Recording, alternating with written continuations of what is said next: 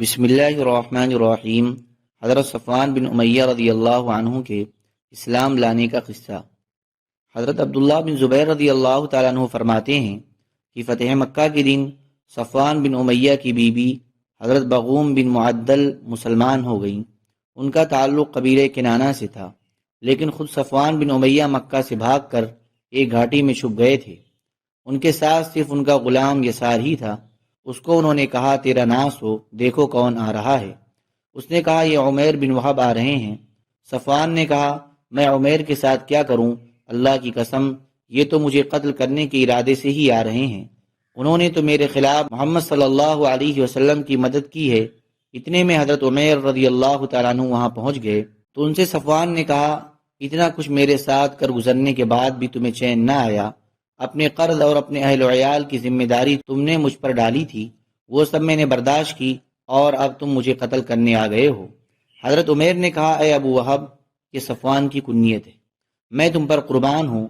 میں تمہارے پاس ایسے آدمی کے پاس سے آ رہا ہوں جو لوگوں میں سب سے زیادہ نیک اور سب سے زیادہ جوڑ لینے والے ہیں۔ حضرت عمیر نے آنے سے پہلے حضور صلی اللہ علیہ وسلم سے کہا تھا، یا رسول اللہ، میری قوم کا سردار صفوان سمندر میں چھلاک لگانے کے لیے بھاگ گیا ہے، اور اسے ڈر تھا کہ آپ اسے امن نہیں دیں گے۔ میرے ماں باپ آپ پر قربان ہوں، آپ اسے امن دے دیں۔ حضور صلی اللہ علیہ وسلم نے فرمایا، میں نے اسے امن دے دیا۔ چنانچہ یہ ان کی تلاش میں چل پڑے اور صفوان سے کہا، رسول اللہ صلی اللہ علیہ وسلم تمہیں امن دے چکے ہیں۔ صفوان نے کہا، نہیں، میں اللہ کی قسم تمہارے ساتھ مکہ واپس نہیں جاؤں گا جب تک تم ایسی نشانی نہیں لے آتے جس کو میں پہچانتا ہوں۔ چنانچہ حضرت عمیر رضی اللہ تعالی عنہ نے واپس جا کر حضور صلی اللہ علیہ وسلم سے کسی نشانی کے دینے کی درخواست کی۔ حضور صلی اللہ علیہ وسلم نے فرمایا، لو میری پگڑی لے جاؤ۔ وہ پگڑی لے کر حضرت عمیر صفوان کے پاس واپس آئے۔ یہ پگڑی وہ دھاری دار چادر تھی جسے باندھے ہوئے حضور صلی اللہ علیہ وسلم مکہ میں داخل ہوئے تھے۔ چنانچہ حضرت عمیر صفوان کی تلاش میں دوبارہ نکلے اور ان سے کہا، اے ابو وہب، تمہارے پاس میں ایسے آدمی کے پاس سے آ رہا ہوں جو لوگوں میں سب سے بہترین اور سب سے زیادہ جوڑ لینے والے اور سب سے زیادہ نیک اور سب سے زیادہ بردبار ہیں۔ ان کی شرافت تمہاری شرافت ہے، ان کی عزت تمہاری عزت ہے، اور ان کا ملک تمہارا ملک ہے، تمہارے ہی خاندان کے آدمی ہیں۔ میں تمہیں نصیحت کرتا ہوں کہ اپنے بارے میں اللہ سے ڈرو۔ صفوان نے ان سے کہا، مجھے اپنے قتل ہونے کا خوف ہے۔ حضرت عمیر نے کہا، حضور صلی اللہ علیہ وسلم تو تمہیں اسلام میں داخل ہونے کی دعوت دے رہے ہیں، اگر تمہیں بخوشی یہ منظور ہے تو ٹھیک ہے، ورنہ تمہیں انہوں نے 2 ماہ کی مہلت دے دی ہے۔ اور جو پگڑی باندھ کر حضور صلی اللہ علیہ وسلم مکہ میں داخل ہوئے تھے تم اسے پہچانتے ہو؟ صفوان نے کہا، ہاں۔ چنانچہ حضرت عمیر نے وہ پگڑی نکال کر دکھائی تو صفوان نے کہا، ہاں یہ وہی ہے۔ چنانچہ صفوان وہاں سے چل کر حضور صلی اللہ علیہ وسلم کی خدمت میں پہنچے۔ حضور صلی اللہ علیہ وسلم اس وقت مسجد حرام میں عصر کی نماز پڑھا رہے تھے۔ یہ دونوں وہاں پہنچ کر کھڑے ہو گئے۔ صفوان نے پوچھا، مسلمان دن رات میں کتنی نمازیں پڑھتے ہیں؟ حضرت عمیر نے کہا، 5 نمازیں۔ صفوان نے کہا، کیا محمد صلی اللہ علیہ وسلم ان کو نماز پڑھا رہے ہیں؟ حضرت عمیر نے کہا، ہاں۔ جو ہی حضور صلی اللہ علیہ وسلم نے نماز سے سلام پھیرا، صفوان نے بلند آواز سے کہا، اے محمد، عمیر بن وہب میرے پاس آپ کی پگڑی لے کر آئے ہیں اور یہ کہتے ہیں کہ آپ نے مجھے اپنے پاس بلایا ہے کہ میں اسلام میں داخلے پر راضی ہو جاؤں تو ٹھیک ہے، ورنہ آپ نے مجھے 2 ماہ کی مہلت دے دی ہے۔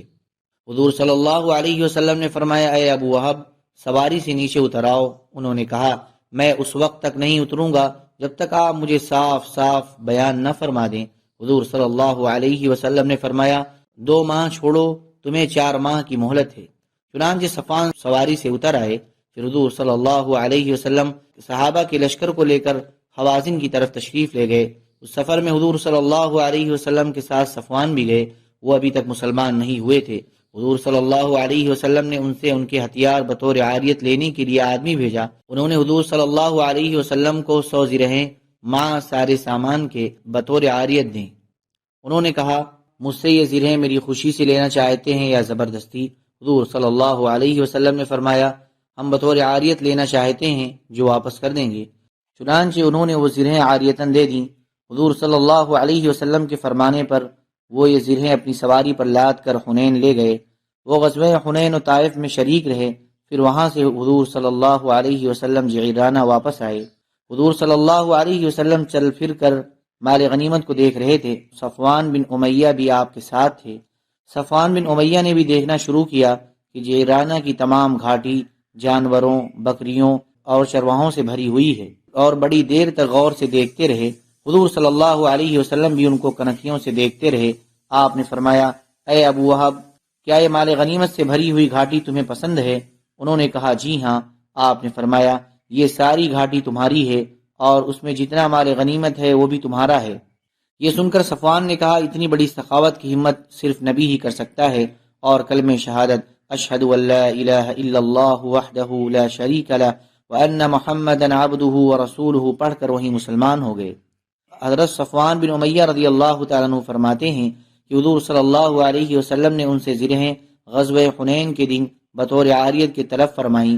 انہوں نے کہا، اے محمد، کیا آپ چھین کر لینا چاہتے ہیں؟ آپ نے فرمایا، نہیں، میں تو بطور عاریت کی اپنی ذمہ داری پر لینا چاہتا ہوں، اگر ضائع ہوگی تو ان کا تاوان دوں گا۔